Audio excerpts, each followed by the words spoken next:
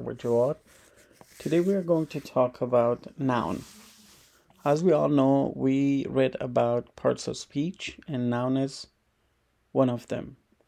So I have tried to explain all different forms of noun in this lesson, but we won't be able to finish it today, so it may take maybe a few days. So we'll start from the introduction of our word, noun. We'll know about the meaning and why we use it and how many types are out there, but it will be divided in different classes. So our first class today is about the definition. A noun refers to persons, animals, places, things, ideas, events, etc.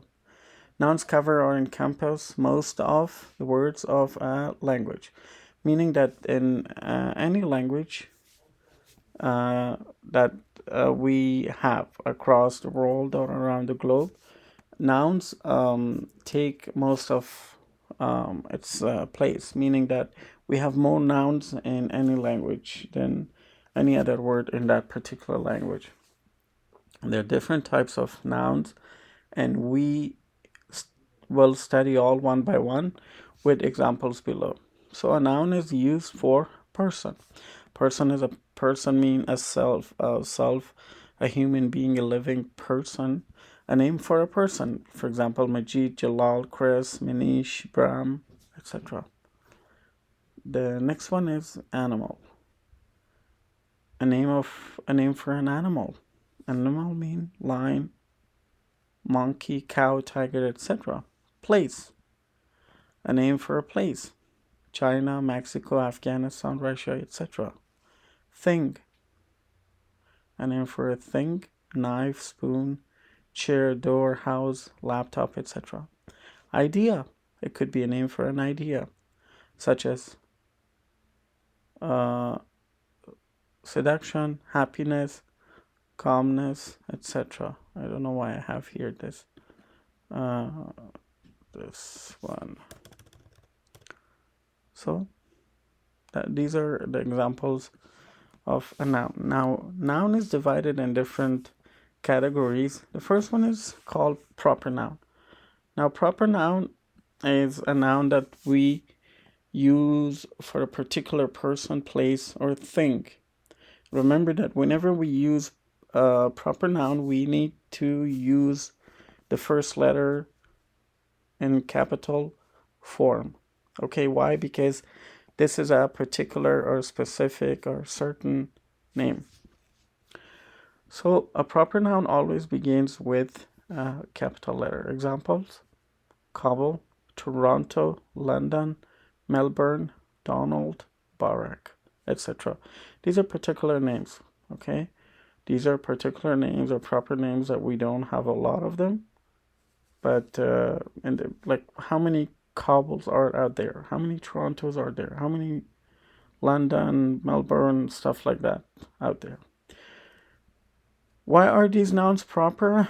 The above names apply to places that are one in number, or places or people. So that's our proper noun. Remember always the rule that we use capital. The first letter is always capital. After that, we come to the second type of noun, which is common noun. Now, we have here proper noun that applies to certain particular people or places. And here we have common, which is a totally opposite of proper noun. So, what is a common noun? What is a common noun? A common noun is used to describe, or we are using it to name a general thing, person, or thing. A general thing, person, or place. Or we should say place. This is wrong. Okay. Unlike proper nouns, this name does not start with a capital letter.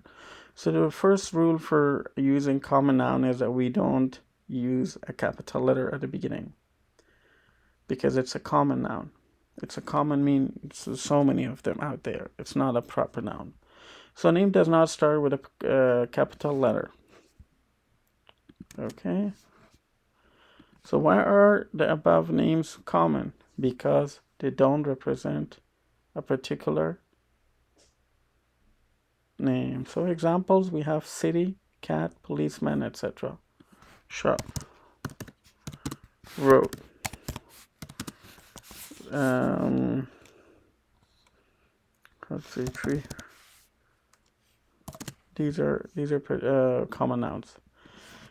Next, we're going to come to abstract noun. Now, abstract noun is a noun that talks about intangible concepts and ideas. What does intangible mean? Intangible mean, just here, non-touchable. Okay, intangible. Okay, let me just see this. Okay, so there's untouchable and there's non-touchable.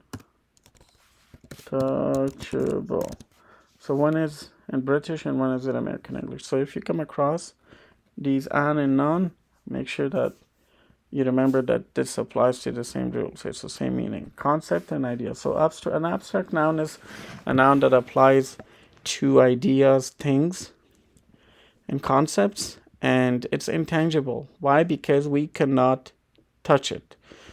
We cannot touch it. Touch is one of our senses. We have 5 senses. And I have written here, our 5 senses are here. Okay, here. We cannot touch it. We cannot hear it. We cannot see it. We cannot smell it. We cannot feel it. So this is one of our, this applies to one of our senses. That's why we call it abstract noun. So let's give example, love. Can you feel love? Can you touch love? Can you smell? Can you hear? No. Time. We can't touch it. We can't smell it. We can't hear it. Beauty. We can't touch it. We can't smell it. Science. These are abstract nouns, and we could, and because we can't touch, see, feel, hear, and smell them. Let's do one more, and that's it.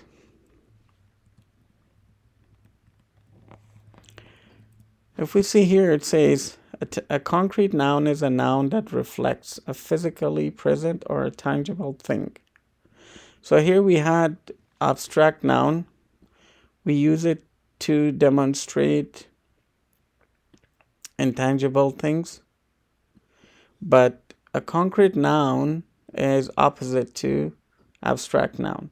Concrete itself means something that has a physical existence, something that we can physically touch it, that is tangible.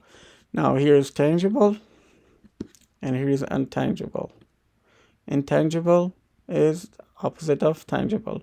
You guys remember I spoke about prefix in. When we put in front of this word, it becomes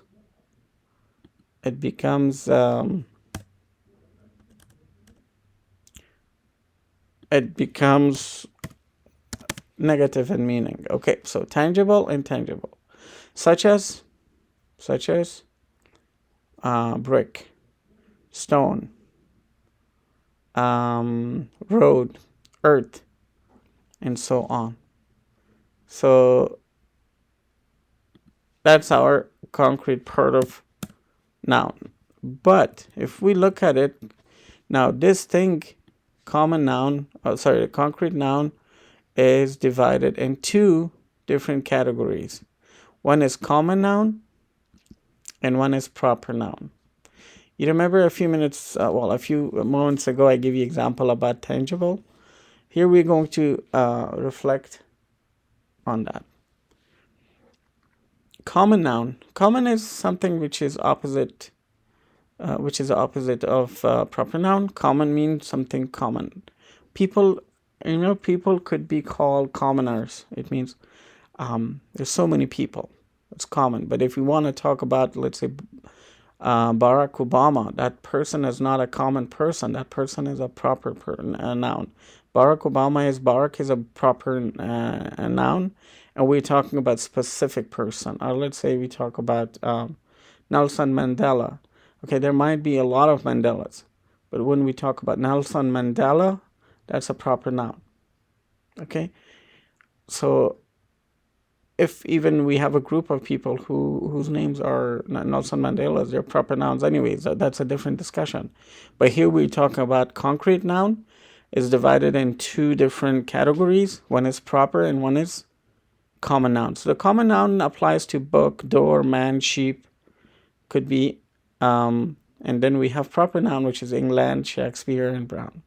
Note, proper nouns cannot start with an indefinite article a and an. So we should know what's the meaning of definite and indefinite. I think this will, okay, you know what? I will teach you guys about definite and indefinite articles later on because it's a little complicated. But I can give you guys a general scope of what is definite and indefinite articles. You know, when we use indefinite articles, um, indefinite article serves as a number of as a number to count something. Okay, and it reflects number one.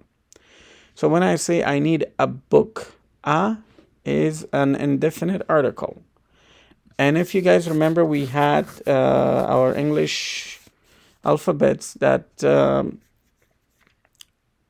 that was divided in two different classes, vowel and consonant. So here we have a, we use for nouns started with a consonant letter when we're talking about one, the quantity, and when we use an, it means we use an before any words that starts, especially names, that starts with a vowel. Let me just give you guys an example, okay? I will talk about this a little later on. So let's say a kilo of rice. Why we say a kilo of rice? Because kilo starts with K, and K is a vowel. I mean a consonant. Let's talk about umbrella. An umbrella. Okay, why we say an umbrella? Because umbrella starts with U, and U is a vowel or sounded. Give another example. A monkey. Oh my goodness, a monkey. Why we say a monkey? Why we don't say an monkey? Because monkey starts with M, and M is consonant, a consonant letter. Let's give another example. An enormous building. An enormous building. An enormous building. Why we say enormous? Because enormous begins with E, and E is vowel. So that's why we use an before that. We'll give another example. A shy boy. Okay, let's do this way. I know that's adjective. So a boy. Okay, a boy.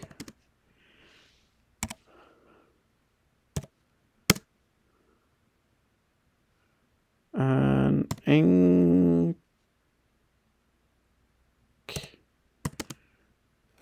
An inked. An inked.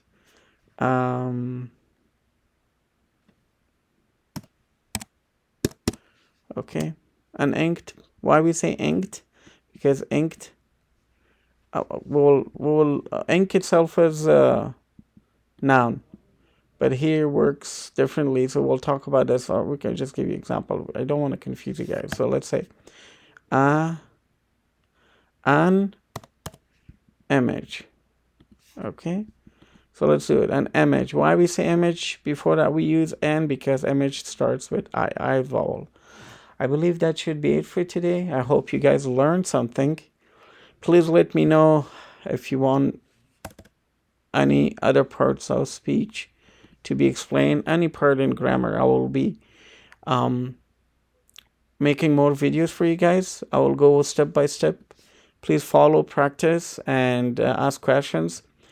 These videos are not made in a formal um, way, because I want to be very, simple, and I don't want to have it too formal, because then it won't be as productive as I believe. So that's why I'm just going to have a general scope, and just explain it in a simple way, because this way we can communicate better and much better. Otherwise, let me know what you want and to be explained for you guys.